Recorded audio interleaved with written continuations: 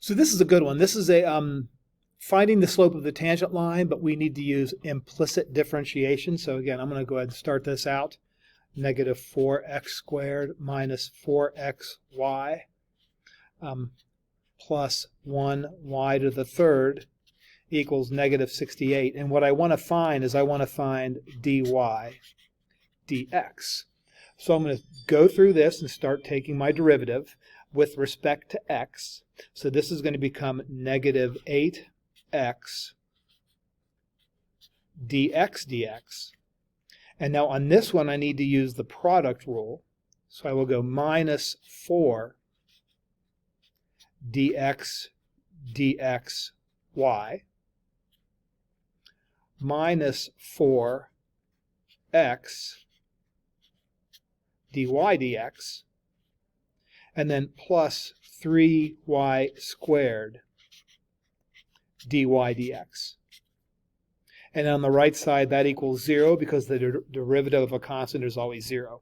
Now, remember this, that's going to turn into a 1. That's going to turn into a 1, so this is negative 8x minus 4. And then I'm going to factor out this derivative. So I'll go plus dy dx times negative 4x plus 3y squared. That equals 0. And so I'm going to take this chunk and move it to the other side. So that will become 8x plus 4. And I'm going to divide it by this stuff.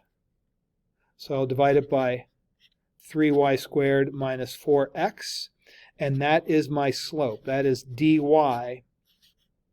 dx. Now I need to plug in negative 3 for x. So I need to plug in negative 3 for x, and I need to plug in negative 2 for y to figure out what the slope is.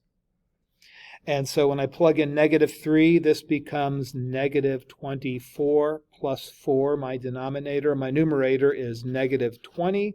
And then my denominator, when I plug in negative 2 for y, that gives me a 12. When I plug in negative 3 for x, that gives me a plus 12. So that is going to be a 24 in the denominator.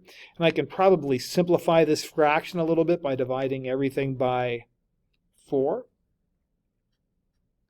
And so that is negative 5 over 6. So that is the slope of my line. I'm curious. Let's see. Fraction. Negative 5 over 6. Man, I hope this works out. Like that. I'll work back through it again.